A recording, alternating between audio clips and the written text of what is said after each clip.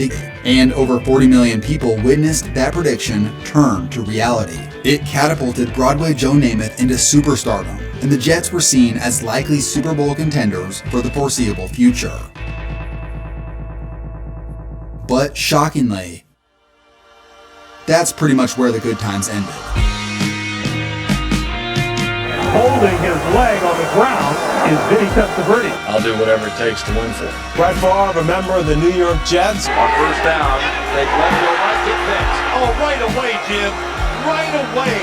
You're going to bust a play here, and then Sanchez gets hit. The ball is loose. Breaking news, Eno Smith is out 6 to 10 weeks with a broken jaw. If Holly said something, Eno said something back. Any cold topic. Goes. Second sack on him, and that's knocked down. We're talking about the frustration of the Jets fans. It's been 11 years since they saw any postseason action. Protection breaks down, and time runs out. Down goes Rodgers, and the sack for Leonard Floyd. And now Rodgers sits down. The Jets have never reached another Super Bowl and have had what many would call a tragic history of quarterbacks.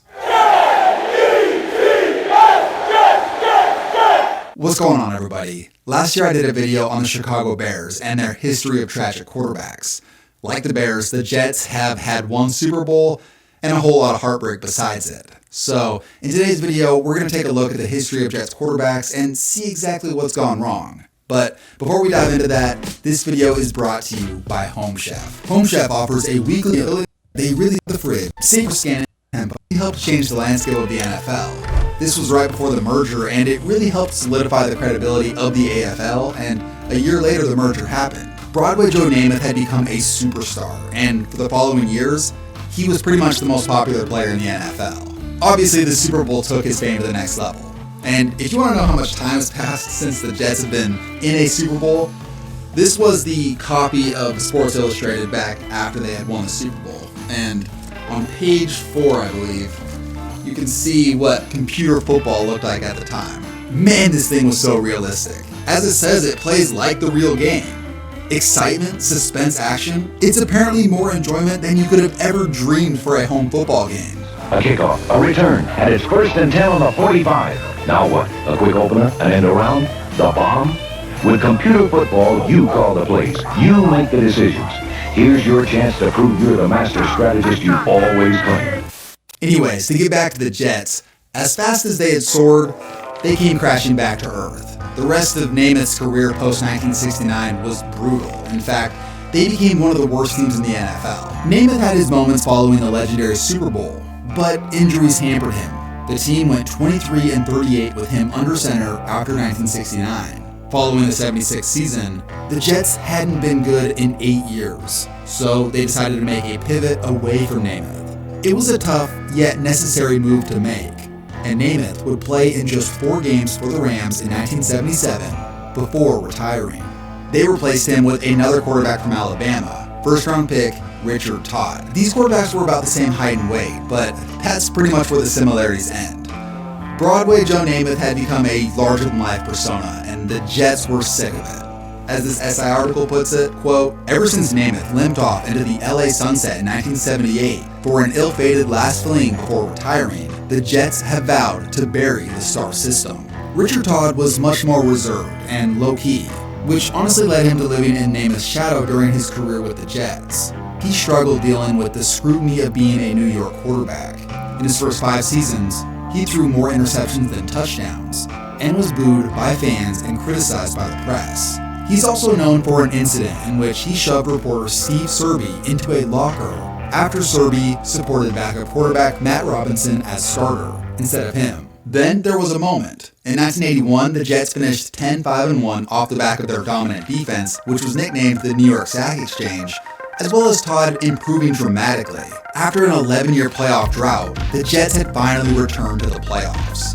Even though they lost to the Bills in the first round, this was promising for their future. The team had some positive momentum, which continued into 1982. During the NFL strike season, Todd once again showed improvement, posting a higher quarterback rating than in 1981. And once again, the Jets made the postseason. This time around, they found their playoff stride. They beat Cincinnati in the wild card, then narrowly escaped the ruthless Raiders in the infamous Lyle Alzado helmet throwing game. All of a sudden, the Jets had found themselves in the AFC Championship game. On that fateful day, the brutal, rainy, and muddy conditions made it nearly impossible to throw the ball effectively. Todd threw 5 interceptions, and the Jets were shut out by the Dolphins 14-0. Here's another excerpt from that SI article. Quote, "When Todd walked out of the dressing room after the Miami game, he at last saw a friendly face, that of his wife Lulu, who grabbed his arm, looked at him dead in the eye and said, 'What was wrong with you? Why did you play so badly?' Months later, the outspoken Lulu explained Super Bowl, like Joe Namath. Just 17 days after that loss, shockingly, the head coach of the team, Walt Michaels, resigned. Reportedly, the team's owner pressured Michaels into resigning due to his temper. And if you needed proof that he had a bad temper, later that day he got into a shoving match with the bus driver at the airport. To replace him, the team decided to promote their offensive coordinator, Joe Walton. And in the 1983 NFL Draft, they made this move. Jets take the first round selection, quarterback, Ken O'Brien of California, Davis.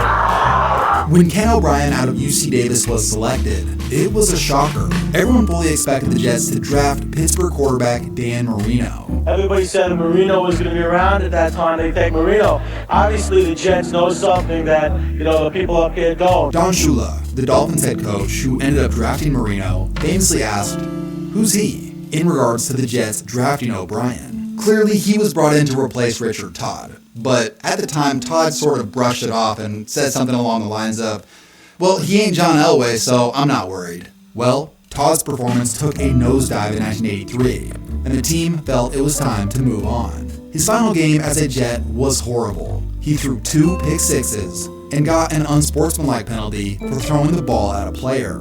1984 started off on a surprising note. Backup quarterback Pat Ryan actually did really well, and they started out 6-2. But after a brutal 3-game stretch, the team decided to replace him and bring in the young quarterback, Ken O'Brien. Still in the playoff hunt, O'Brien struggled, losing 4 of his 5 starts. Meanwhile, the quarterback that everyone expected this team to draft was lighting up the NFL in Miami. Dan Marino went on to win league MVP in 1984, in what was the most dominant statistical season by a quarterback people had ever seen. Honestly, it might still be the most impressive season ever by a quarterback, considering the era. And for the Jets, Marino's success had cast a shadow over Ken O'Brien. But O'Brien was no slouch. He figured things out by 1985, helping lead the Jets back to the playoffs, and ended up leading the league in quarterback rating. But still, Marino was better. These 2 quarterbacks were forever tied together, especially considering the fact that they were in the same division playing each other twice a year. This meant that Jets fans had 2 reminders at least per year that this was the guy they could have had. But on September 21st, 1986, these 2 quarterbacks would have one of the greatest duels the NFL's ever seen. The eventual 51-45 victory by the Jets saw a combined total of 927 yards and 10 passing touchdowns. O'Brien threw for 479 yards and 4 touchdowns. This was the spark of what turned into an incredible regular season for the Jets. O'Brien would dazzle on multiple other occasions, including when he threw for 431 yards versus the Seahawks, which resulted in a perfect quarterback rating, the first time in NFL history. O'Brien led the Jets on an amazing 10-1 start with 9 consecutive wins. By all accounts, this was the year that they were going to make it back to the Super Bowl. And later in that season, they faced off once again versus Miami with another shot to prove, hey, this O'Brien guy may be pretty good, let's see what happens. However, the Jets simply ran out of fuel. Miami crushed them 45-3. Marino threw for 4 touchdowns, while O'Brien had 0 in a forgettable performance. O'Brien's play took a nosedive for the rest of the year as he was dealing with a sore arm. They lost their final 5 games of the regular season, and O'Brien's arm had bothered him so much that backup Pat Ryan started the team's wildcard game. Amazingly, they won, and Ryan started the divisional round against the Browns until he got hurt. This forced the banged-up O'Brien to try and make things work, and the result was a gut-wrenching double overtime loss. Going back to that first duel of 1986, O'Brien may have won the battle, but Marino won the war. And in the end, he became a Hall of Famer. He had 9 Pro Bowl appearances. He made it to a Super Bowl, and they were a regular playoff contender. For O'Brien, his play peaked in the middle of 1986, and for the rest of his career with the Jets, it was mediocre. They weren't a very good team. By the time it was all said and done, the first round of the 1983 draft produced the greatest quarterback class of all time, with 3 Hall of Famers who played in a combined 10 Super Bowls. Although O'Brien was pretty solid, he never won a single playoff game that he started in his career. In 1992, O'Brien played in just 3 games, and the Jets went 4-12. It was a disaster, and following the season, they decided to move on from O'Brien. This is where we see an interesting shift, where the Jets bring in a MVP-level player and a guy who played in a Super Bowl, Boomer Esiason, as the most accomplished quarterback the Jets had acquired since Namath. Esiason was one of the transformative passers of the late 80s. Most famously, in 1988, the Bengals' no-huddle offense dominated opponents as Esiason won MVP, and the Bengals reached the Super Bowl before losing to the Niners. Although his best years were behind him, and ultimately the Bengals had been pretty bad at the end of his time there. However, to spin it positively for the Jets, they had reunited Esiason with his former offensive coordinator, which was the guy who had helped him reach his 1988 MVP season and make it to the Super Bowl. For the first year, things went okay. The Jets had gone from 4 wins to 8, and Esiason was a Pro Bowler, but they fell apart after that. The team went 6-10 in 94 and 3-13 in 95 with the worst scoring offense in the NFL. The nail in the coffin for this era was when Bruce Smith lit up Esiason so brutally on a dead play that it left Esiason with a severe concussion, and he was released after that season. In an effort to help improve the offense, in 1996, the Jets drafted Keyshawn Johnson number 1 overall in the draft. He's the last wide receiver taken number 1 in the NFL, and even though he was a good prospect, this team had so many more problems offensively, and he did not patch those holes. The 1996 Jets ended up being one of the worst teams in NFL history. They won just 1 game, and they lost by an average margin of 11 points. During that season, they had 3 different quarterbacks, all of whom weren't very good. However, things began to change in 1997 when the Jets hired Bill Parcells. Parcells was one of the top coaches in the game. He had led the other New York team, the Giants, to a pair of Super Bowl victories in 1986 and 1990. Then in 1996, he led the Patriots to a Super Bowl appearance before losing to the Packers. The reason he was even available was because of an internal battle between Patriots owner Robert Kraft and Parcells over how much power Parcells could possess. But in order for the Jets to acquire Parcells, it was not going to be simple, because Kraft wouldn't release his contract. That's when the Jets pulled off the ultimate trick. Parcells' longtime defensive coordinator Bill Belichick was brought in by the Jets to be their head coach, and Parcells was brought in by Belichick to be on an advisory role during that time. Ultimately, Robert Kraft was pissed about this and threatened legal action. Long story short, they ended up making a trade happen where the Jets sent a couple of picks over, and Parcells did end up becoming the head coach of the Jets, and Bill Belichick was the team's defensive coordinator. This proved to be well worth it for the Jets. They immediately saw a huge improvement, going 9-7 in 1997 with journeyman Neil O'Donnell under center. Then in 1998, they brought in another journeyman quarterback, the 35-year-old Vinny Testaverde. Turns out, this was the match made in heaven. This team was absolutely dominant. Belichick's defense was top 5 in the league and arguably the best in football.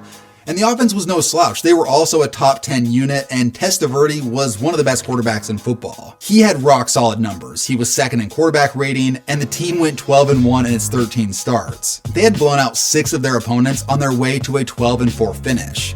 They locked up the number 2 seed, and this team looked like a serious Super Bowl contender. In the divisional round, they handled business versus the Jags, which meant that the Jets were back in the AFC title game for the first time in 16 years. They faced off against the heavily favored Broncos in Denver. And on a cold, windy day in Mile High, the Jets came out to play. In an ugly defensive battle, the Jets took a 10-0 lead early in the third quarter, but they couldn't hold the advantage. The Broncos scored 23 unanswered, as the Jets on their final 8 drives had 4 punts and 3 turnovers. This loss was crushing, but the fact that they had made it this far was incredibly promising. They had the structure in place with the coaching staff, and the team had a group of skill position players and the quarterback that they liked. So overall, they looked like a team ready to compete for the foreseeable future. Here's Martin again, lost the football, and covered it again.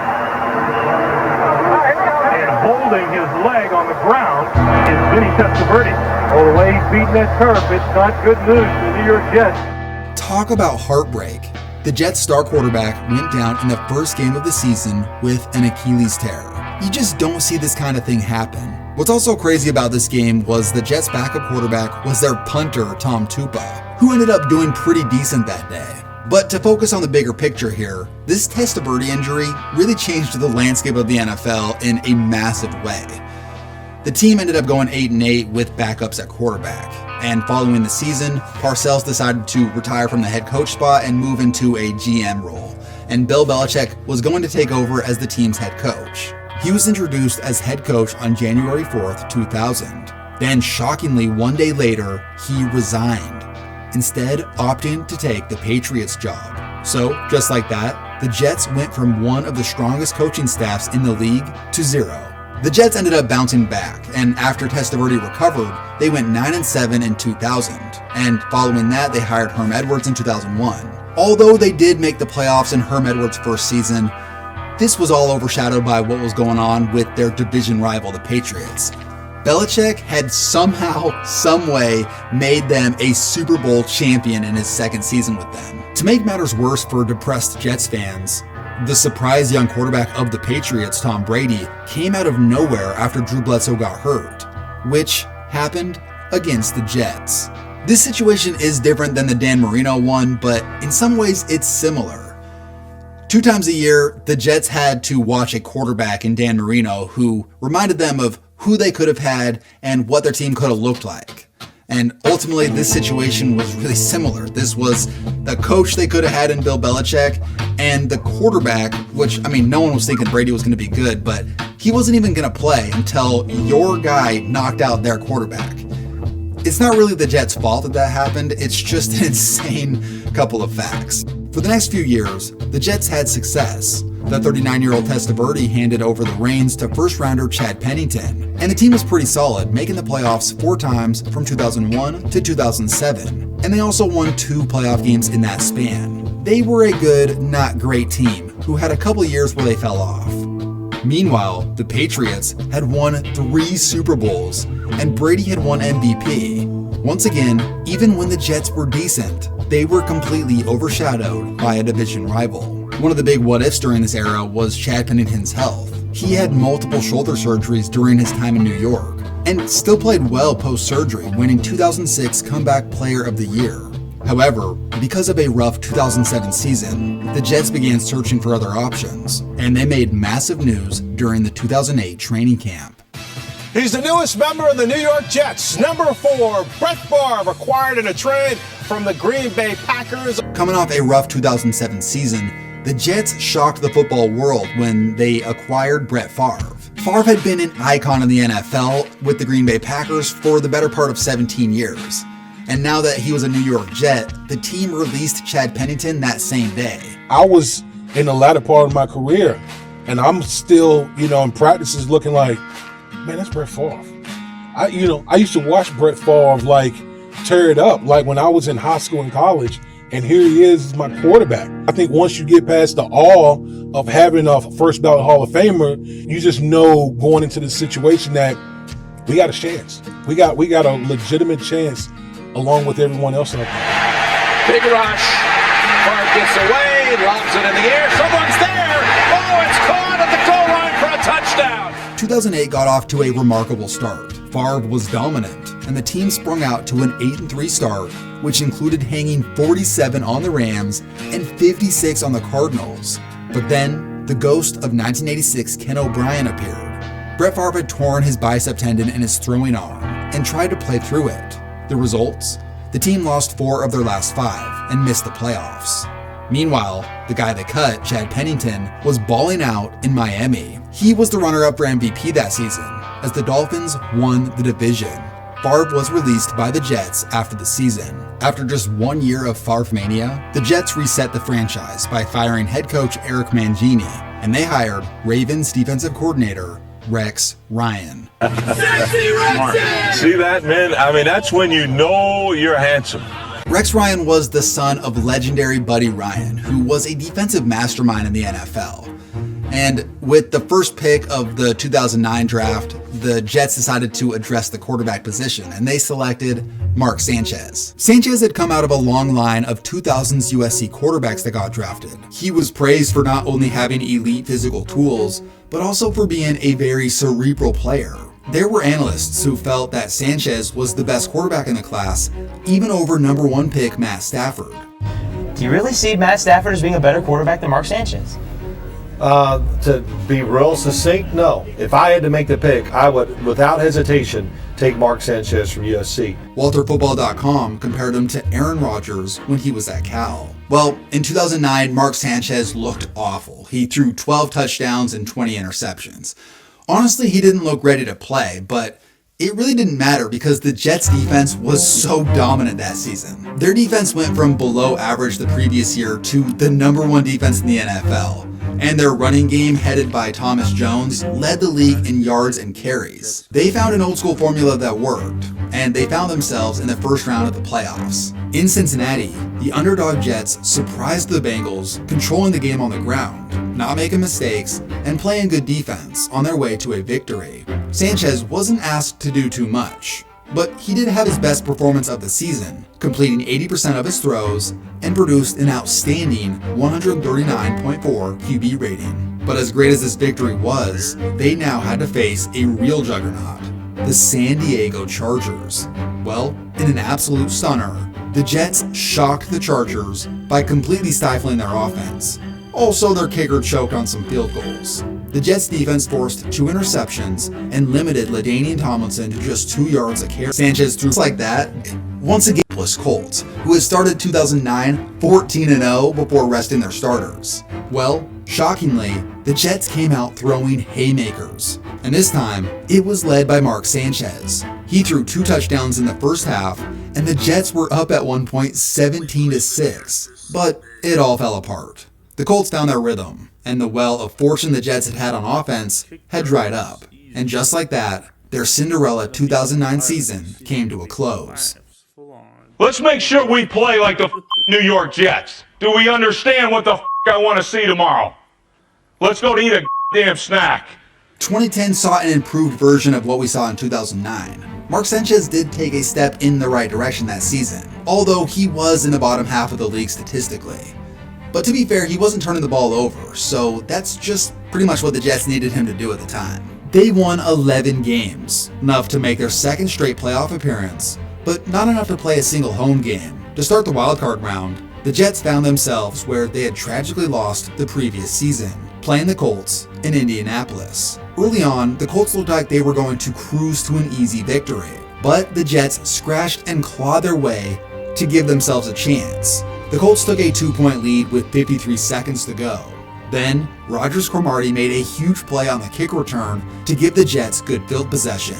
And despite a rough showing for Sanchez to that point, he made the throws when it mattered most, and the Jets won with a walk-off field goal. But of all the Jets' stunning victories of this era, none were more shocking than what we witnessed the following week.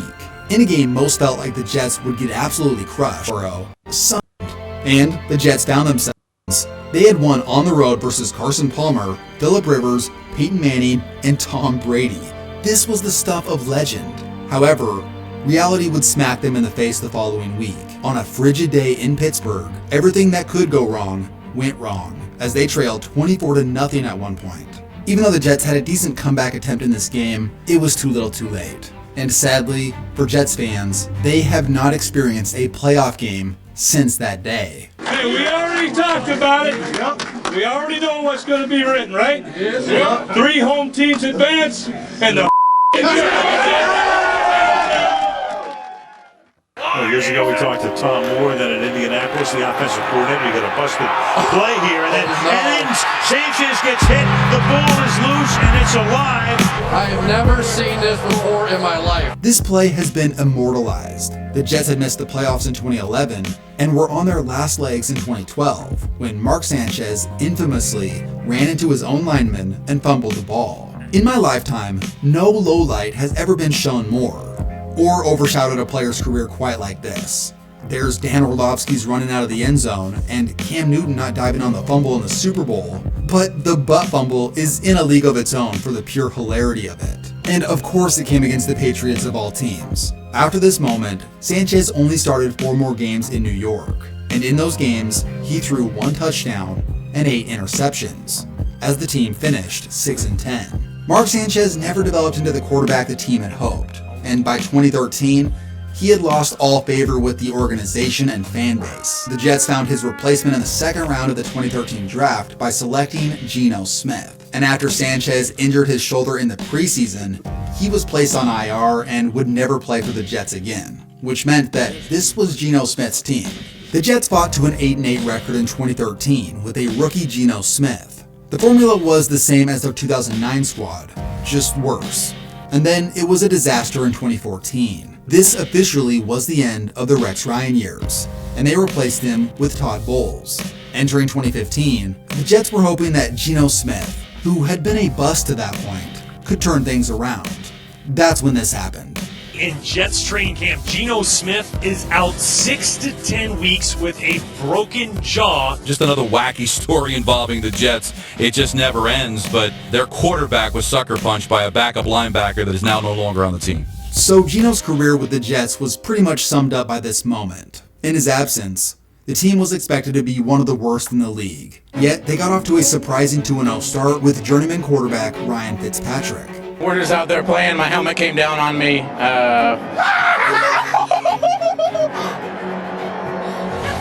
This led Todd Bowles to rolling with Fitzpatrick even when Geno was ready to play, and the success surprisingly continued.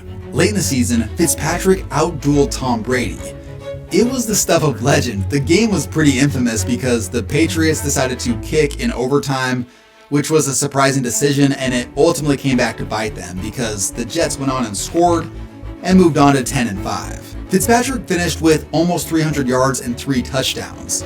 The performance had been indicative of how his entire season had gone. It was really a surprise that no one expected. Fitzpatrick's season was so impressive that it ranked him second all-time in single-season passing yards in Jets history, and first all-time in touchdowns thrown, becoming the first Jets quarterback to throw for over 30 touchdowns. Hey, so look at this.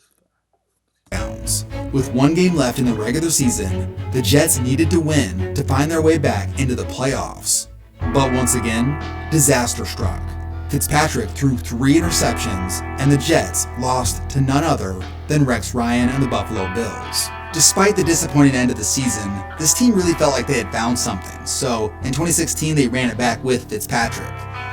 But the Fitz magic, if you will, was gone. The team went from 11th to 30th in scoring, and Fitzpatrick threw more interceptions than touchdowns as the team finished 5-11. Just like that, for 2 years, the Fitzpatrick era went up and down and it was over. During that season, Geno got back into the action after Fitzpatrick was benched, but he tore his ACL in his first start. The team didn't re-sign him after the season, and it was back to the drawing board once again. With the upcoming 2017 NFL Draft, the Jets had a chance to maybe select a future quarterback, which included guys like Patrick Mahomes and Deshaun Watson, but ultimately they opted to take the safe route and build their defense up by selecting Jamal Adams. For a quarterback that season, they brought in journeyman quarterback Josh McCown, who ended up doing pretty well, but the team wasn't very good. Then in the following draft, they addressed their future at quarterback. With the 3rd overall pick in a quarterback-heavy draft, they decided to address their future at the position with Sam Darnold. Darnold was a big playmaking quarterback out of USC, and he even drew comparisons to Andrew Luck. Now, entering Darnold's rookie season, this roster was one of the worst in the NFL. They were seen as having one of the worst O-lines in the league, and their offensive weapons were headed by Isaiah Crowell and Robbie Anderson. This was Darnold's first career pass. As evidenced by that first play, Darnold's first season as a Jet was turbulent. The team decided to fire Todd Bowles after the season, and they brought in Adam Gase. And looking at his opening press conference, it worked out exactly like you would have thought. Although there were some good moments in 2019, it was mostly a disaster. especially late in the season against the Patriots where they got shut out 33-0, and infamously, that was the game where Sam Darnold was caught saying, "I'm seeing ghosts." This was a meme that really has stuck with Sam Darnold ever since. While there had been a little bit of promise at the end of 2019, 2020 season was the nail in the coffin for Darnold and Gase. Darnold was just too reckless with the ball and ended up being one of the worst quarterbacks in the NFL. The Jets traded him to Carolina for a few picks, which meant it was back to the drawing board. Moving on from this era, the Jets hired a defensive-minded head coach, Robert Saleh, and in the 2021 NFL Draft, they, once again, addressed the quarterback position. Zach Wilson was a playmaking maestro at BYU, but what really left scouts and fans in awe was this throw at the combine. Oh my goodness, that is just a silly foot. By this point, the Jets had restarted their franchise multiple times since the Rex Ryan era. And even going into that season, they were expected to be in the midst of another rebuild. They were expected to be one of the worst teams in 2021, and that's just what happened. Zach Wilson started 13 games, and his most notable stat was he led the league in most yardage lost on sacks. He also finished dead last in passer rating, just one spot behind Panthers quarterback Sam Darnold. The following year, the Jets' defense improved tremendously, but Zach Wilson was terrible. They tried to help him out by drafting Garrett Wilson and Breece Hall in 2022, but Wilson could only muster 6 passing touchdowns in 9 starts. Again, Wilson finished dead last in passer rating, and in just 2 years, the fan base was ready to see a change under center. So again, the pressure. Robertson Harris is there again. Well, the crowd impatient. You guys are only able to score 3 points. The defense only lets up 3. Had been suffering for decades since they signed Brett Favre back in 2008. Well, it was time for a little deja vu in 2023. We have breaking news here in Kansas City. The New York Jets have agreed to terms on a trade for Aaron Rodgers. The hype surrounding the Rodgers trade to the Jets was immense. Guys, this is across the field on the back shoulder. Look at this. I don't know if there's any other human on earth that can make that throw. He's our quarterback. He's ours. He's ours. Rodgers was just 2 seasons removed from winning his 4th MVP. With a defense that was top 5 the previous season, having Rodgers immediately hoisted this team into playoff conversation, and for some, even Super Bowl talks. Hard Knocks covered the Jets that offseason, and as time creeped closer to opening kickoff, the anticipation was getting out of control. Because of this trade, the Jets were slotted to open their season in front of the entire country on Monday Night Football versus the Buffalo Bills. Rodgers came out of the tunnel with the American flag. For a brief moment, Jets fans were happy, but within minutes, it was all over. Time runs out. Down goes Rodgers, the former first-round pick of the Bears, and now Rodgers sits down. Seeing Rodgers carted off the field had to have been gut-wrenching for fans. Of course, nobody knew how serious the injury was, but to have an aging quarterback being sent to the locker room on a cart, it was not a good sign. Once the injury was confirmed, a season-ending Achilles tear, the team had experienced a deja vu that they weren't expecting. Instead of a Green Bay Packers quarterback coming in and playing really well to start the season, they had a star quarterback go down in week 1 with an Achilles tear, which was the same thing that happened to Vinny Testaverde. Let me paint a picture for you from a comment I found on the Aaron Rodgers injury video, because I think it encapsulates exactly what it's like to be a Jets fan. Imagine you're a Jets fan. You got caught in a little traffic headed to the game. You missed kick a quarter. You Wilson about to you. He hurt his ankle and was helped off the field. He's in the locker room. You'll never. After suffering through another year of Zach Wilson, Rodgers recovered and was ready to play the following year. And shockingly, it went worse than the previous 2 seasons. Now granted, the quarterback play was better. Rodgers certainly was the best quarterback the team had had in many years, but he wasn't as good as they hoped, and the defense fell apart. They even made a desperate trade mid-season for Davante Adams, which didn't result in more wins. Robert Saleh was fired after just 5 games, and after 2 years of Aaron Rodgers, the team decided to move on. So, both times that they had Packers legends, things did not go as the team hoped. Ultimately, the Jets are a prime example of a team who, it doesn't really seem to matter who they put under center, something's gonna, and it goes beyond just seeing quarterbacks fail on your team. It also includes watching them leave and often do better elsewhere. The most recent example of this is Sam Darnold. The dude was a certified bust who was seeing ghosts in New York. Then, just a few years later, he became a Pro Bowler in Minnesota, throwing for more yards and touchdowns in a season than any Jets quarterback ever. 3rd and long for Darnold, taking a shot for Jefferson!